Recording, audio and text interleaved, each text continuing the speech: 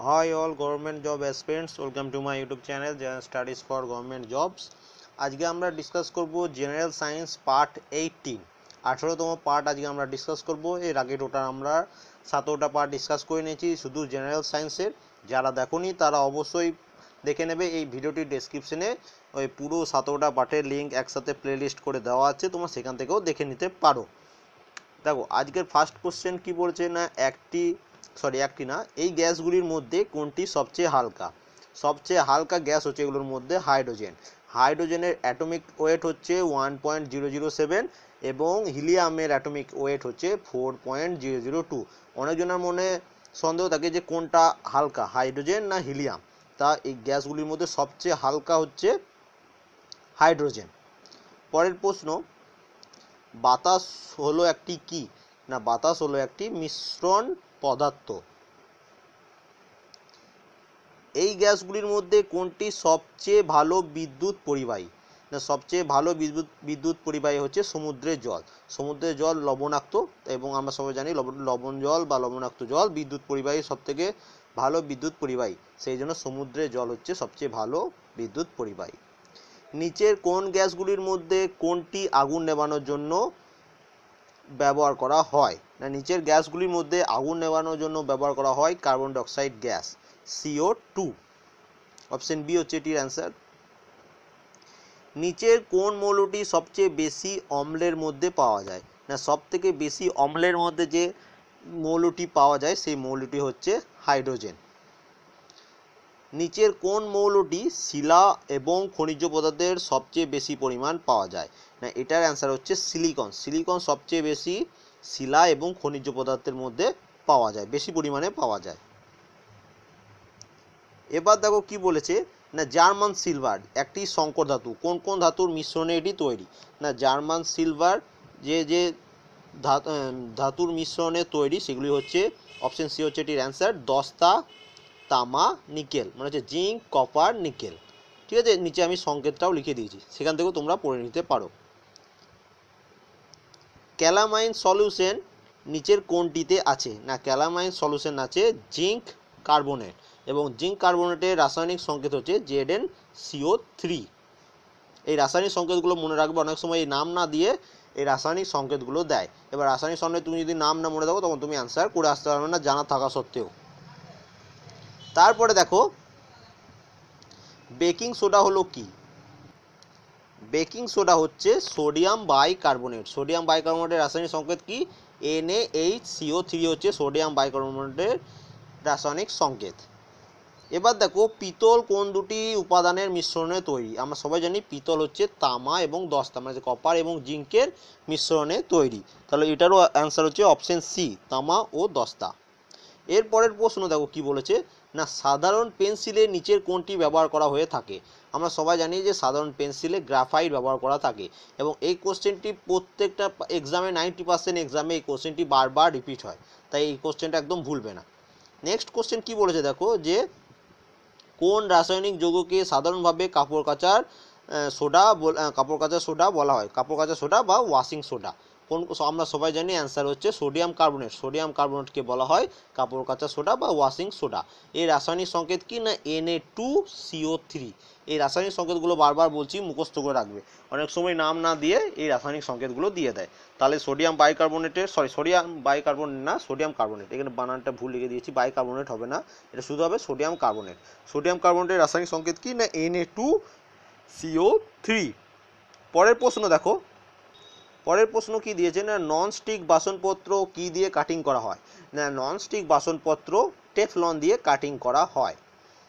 তারপরে দেখো নিচের ধাতুগুলির মধ্যে কোনটির ওজন সবচেয়ে কম না, নিচের ধাতুগুলির মধ্যে সবচেয়ে ওজন কম হচ্ছে লিথিয়াম। লিথিয়ামের ওজন সবচেয়ে কম এই ধাতুগুলোর তুলনায়। পরের প্রশ্ন, কোন মৌলটিকে কুইক সিলভার বলা হয়, আমরা সবাই জানি পারদ বা মার্কিউরিকে বলা হয় কুইক সিলভার।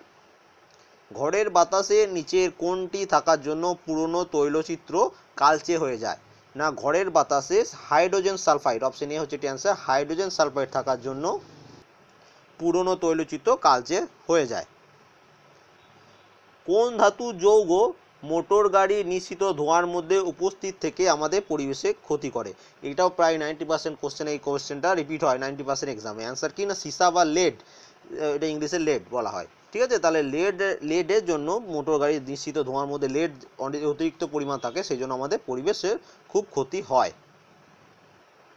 নেক্সট প্রশ্ন কি বলেছে দেখো না, বিছুটি গাছের পাতার গায়ে লাগলে চুলকায়, কারণ ওই পাতায় কি আছে না ওই পাতায় আছে অক্সালিক অ্যাসিড। অক্সালিক অ্যাসিড থাকার জন্য বিছুটি গাছের পাতা গায়ে লাগলে চুলকায়, এবং অক্সালিক অ্যাসিডের রাসায়নিক সংকেত হচ্ছে C2H2O4। তারপরে দেখো নিচের কোনটি ক্লোরোফর্ম নামে অধিক পরিচিত? আমরা সবাই জানি ক্লোরোফর্ম নামে অধিক পরিচিত হচ্ছে ট্রাইক্লোরোমিথেন, যার রাসায়নিক সংকেত হচ্ছে CHCl3। CHCl3 হচ্ছে ট্রাইক্লোরোমিথেন বা ক্লোরোফর্মের রাসায়নিক সংকেত।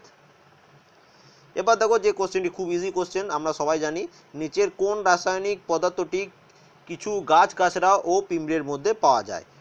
যেটা পাওয়া যায় সেটা হচ্ছে ফর্মিক অ্যাসিড, এবং ফর্মিক অ্যাসিডের রাসায়নিক সংকেত হচ্ছে CH2O2।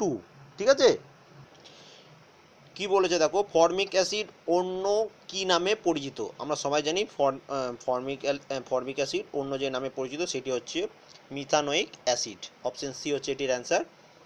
চিলি সল্টপিটারের রাসায়নিক নাম কি? না চিলি সল্টপিটারের রাসায়নিক নাম হচ্ছে সোডিয়াম নাইট্রেট, যার রাসায়নিক সংকেত হচ্ছে NaNO3।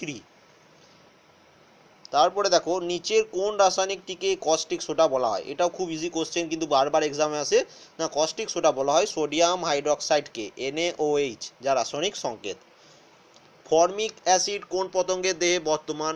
আশা করি সবাই অ্যান্সারটি জানো, এটার অ্যান্সার তোমরা কমেন্ট করে জানাবে যে ফর্মিক অ্যাসিড কোন পতঙ্গের দেহে পাওয়া যায় সব থেকে বেশি। ঠিক আছে, এটা তোমরা কমেন্ট করে জানাবে। পরের প্রশ্ন, সমান আয়তনের কার্বন মনোক্সাইড ও হাইড্রোজেনের রাসায়নিক প্রক্রিয়া মেশালে কি উৎপন্ন হয়? না উৎপন্ন হয় ওয়াটার গ্যাস। ওয়াটার গ্যাস কিসের মিশ্রণে? না কার্বন মনোক্সাইড এবং হাইড্রোজেনের মিশ্রণে কি তৈরি হয়? না ওয়াটার গ্যাস। এটাও কিন্তু বিভিন্ন এক্সামে এসেছে, এবং যে কোনো এক্সাম দেবে সেই সব এক্সামে আসার অনেকটা চান্স আছে। নিচের কোনটির কারণে লোহাতে মরচে পড়ে? আমরা সবাই জানি যে অক্সিজেনের সংযুক্তিকরণের ফলে লোহাতে মরচে ধরে। পরের প্রশ্ন, সাবান প্রস্তুতিতে তেল এবং চর্বির বিয়োজন ঘটে নিচের কোনটির সাথে? না সাবান প্রস্তুতিতে তেল ও চর্বির বিয়োজন ঘটে কস্টিক সোডার সাথে। অপশন এ হচ্ছে এটির অ্যান্সার, এবং কস্টিক সোডার রাসায়নিক সংকেত হচ্ছে NaOH। অ্যাটমিক থিওরির জনককে? আমরা সবাই জানি যে অ্যাটমিক থিওরির জনক হচ্ছে জন ডাল্টন। অপশন সি হচ্ছে এটির অ্যান্সার। পরের প্রশ্ন, নিচের কোন যৌগটির সাধারণ নাম ফসজিন? না ফসজিন যে যৌগটির রাসায়নিক নাম সেটি হচ্ছে কার্বনিল ক্লোরাইড। এই কার্বনিল ক্লোরাইডের রাসায়নিক সংকেত কি সেটা তোমরা কমেন্ট করে জানাবে, খুব ইম্পর্টেন্ট প্রশ্ন এটা। নিম্নলিখিতগুলির কোনটিতে ক্লোরিন নেই? না নিম্নলিখিতগুলির মধ্যে ক্লোরিন নেই, সেটা হচ্ছে ক্লোরোফিলে। ক্লোরোফিলে কখনোই ক্লোরিন থাকে না। ভিনিগার নিচের কোন পদার্থে লঘু দ্রবণ? আমরা সবাই জানি যে ভিনিগার অ্যাসিটিক অ্যাসিডের লঘু দ্রবণ, এবং এটা রাসায়নিক সংকেত হচ্ছে CH3COOH। খুব ইম্পর্টেন্ট, এমন কোশ্চেন দিয়ে যায় যে ভিনিগারের রাসায়নিক সংকেতের নাম কি?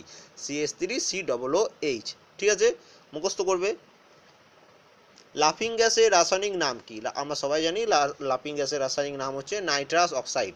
তোমরা নাইট্রাস অক্সাইডের রাসায়নিক সংকেত কমেন্ট করে জানাবে। খাবার সোডার রাসায়নিক নাম কি? না খাবার সোডার রাসায়নিক নাম হচ্ছে সোডিয়াম বাইকার্বনেট। এটা হচ্ছে খাবার সোডার রাসায়নিক নাম। সংকেত কি? না NaHCO3। অপশন সি হচ্ছে এটির অ্যান্সার। খাবার সোডা বলেছে এখানে, খাবার সোডার রাসায়নিক নাম কি? না সোডিয়াম বাইকার্বনেট।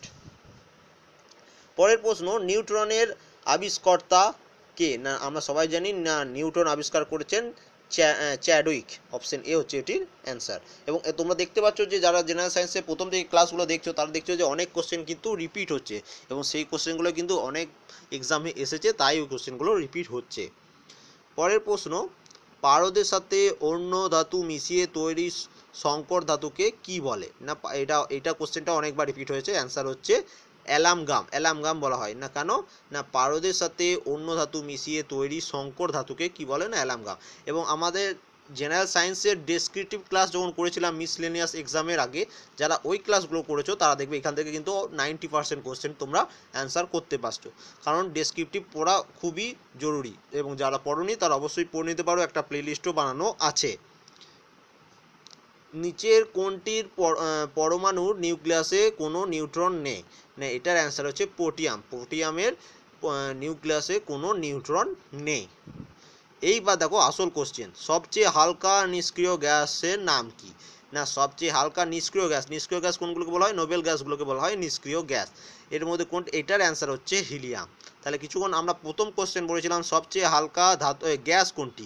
না, সবচেয়ে হালকা গ্যাস হচ্ছে কিন্তু হাইড্রোজেন। কিন্তু সবচেয়ে হালকা নিষ্ক্রিয় গ্যাস কোনটি যদি কোশ্চেনে আসে? সবচেয়ে হালকা নিষ্ক্রিয় গ্যাস হচ্ছে হিলিয়াম। এখানে তোমাদের ডাউট আশা করি ক্লিয়ার হয়ে গেছে।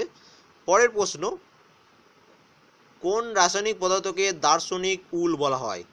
এটা কোশ্চেনটাও কিন্তু অনেক এক্সামে রিপিট হয়েছে। অ্যান্সার হচ্ছে জিঙ্ক অক্সাইড, ZnO বা জিঙ্ক অক্সাইডকে বলা হয় দার্শনিক উল। জলের রাসায়নিক নাম কি? আশা করি এটা 90% তোমরা অ্যান্সার জানো না। জলের রাসায়নিক নাম কি? না, জলের রাসায়নিক নাম হচ্ছে, যেটা এখানেও ভুল দিয়েছে অনেকটা, যেটা তোমরা গুগলে পেয়ে যাবে, ডিহাইড্রোজেন মনোক্সাইড। আরেকবার বলে দিচ্ছি, ডিহাইড্রোজেন মনোক্সাইড, এটি হচ্ছে জলের রাসায়নিক নাম। কে তেজস্ক্রিয়তা আবিষ্কার করেন? আমরা সবাই জানি তেজস্ক্রিয়তা আবিষ্কার করেছিলেন হেনরি বেকেরেল। অপশন এ হচ্ছে এটির অ্যান্সার। সর্বাধিক তড়িৎ ঋণাত্মক মৌলের নাম কি? না, সর্বাধিক তড়িৎ ঋণাত্মক বলেছে, সর্বাধিক তড়িৎ ঋণাত্মক মৌলের নাম হচ্ছে ফ্লোরিন। অপশন ডি হচ্ছে এটির অ্যান্সার। গ্যালভানাইজেশন পদ্ধতিতে লোহার উপর কোনো ধাতুর প্রলেপ দেওয়া হয়? এই কোশ্চেনটা 90% তোমরা রিপিট করেছো এবং এটার তোমরা অ্যান্সার তোমরা কমেন্ট করে জানাবে। অনেকবার রিপিট হয়েছে। না, গ্যালভানাইজেশন পদ্ধতিতে লোহার উপর কোন ধাতুর প্রলেপ দেওয়া হয়? পরের প্রশ্ন, নিচের কোনটি এমন একটি অধাতু যা তাপ ও বিদ্যুতের সুপরিবাহী?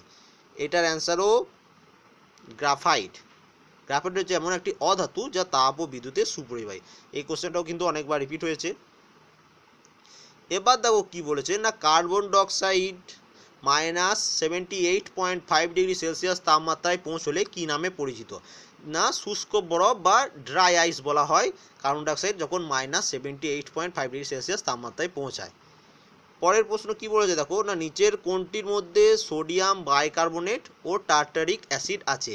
না, সোডিয়াম বাইকার্বনেট এবং টার্টারিক অ্যাসিড আছে বেকিং সোডা বা বেকিং পাউডারের মধ্যে। অপশন বি হচ্ছে এটির অ্যান্সার। কোন তাপমাত্রায় জলের ঘনত্ব সর্বাধিক? এটারও অ্যান্সার তোমরা কমেন্ট করে জানাবে। এই কোশ্চেনটা 100% ইম্পর্টেন্ট। কোন তাপমাত্রায় জলের ঘনত্ব সর্বাধিক? এবার দেখো কি বলেছে, পরমাণুর মধ্যে যে নিস্তড়িত কণা থাকে তার নাম কি? দেখো এইখানে দেখো, পরমাণুর মধ্যে যে নিস্তড়িত কণা থাকে তার নাম হচ্ছে নিউট্রন, যে পজিটিভ কণা থাকে তার নাম হচ্ছে প্রোটন, এবং যেটা নেগেটিভ কণা থাকে সেটা হচ্ছে ইলেকট্রন। তাহলে তিনটেই তোমরা এখান থেকে জেনে নিলে এবং তোমাদের আশা করি ডাউটটা ক্লিয়ার হয়ে যাবে।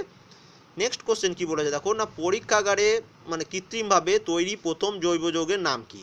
না, পরীক্ষাগারে কৃত্রিমভাবে তৈরি প্রথম জৈব যৌগের নাম হচ্ছে ইউরিয়া, এবং ইউরিয়া রাসায়নিক সংকেত হচ্ছে CH4N2O। এই রাসায়নিক সংকেত মনে রাখবে, এবং এই কোশ্চেনটাও ইম্পর্টেন্ট। এর পরের প্রশ্নে কি বলেছে দেখো, না ফরম্যালিন কাকে বলা হয়? ফরম্যালিন বলা হয় 50% ফর্মালডিহাইডের দ্রবণকে বলা হয় ফরম্যালিন। এবং আজকে লাস্ট কোশ্চেন কি বলেছে, না নিচের কোন রাসায়নিক পদার্থটি কাঁচের বোতলে রাখা যায় না? আমরা সবাই জানি যে হাইড্রোক্লোরিক অ্যাসিডকে কাঁচের বোতলে কখনোই রাখা যায় না। তাহলে আজকে টোটাল আমরা 50টা কোশ্চেন ডিসকাস করলাম। যদি আমি কোনো কোশ্চেনের অ্যান্সার ভুল বলে থাকি তোমরা অবশ্যই সেটা কমেন্ট করে দেবে যে এই কোশ্চেনটা ভুল, এবং তার অ্যান্সারটাও দিয়ে দেবে। এবং তার সাথে যদি ভিডিওটি ভালো লেগে থাকে অবশ্যই লাইক করবে, কমেন্ট করবে এবং শেয়ার করে তোমার ফেসবুক ওয়ালে রেখে দেবে। তাহলে যখনই খুশি তখন তুমি ভিডিওটি দেখতে পাবে। এবং যারা আমার চ্যানেলে নতুন, যদি ভিডিওটি ভালো লেগে থাকে অবশ্যই সাবস্ক্রাইব করে নেবে, তাহলে আমি যখনই ভিডিও আপলোড করব তোমরা সাথে সাথে দেখতে পাবে।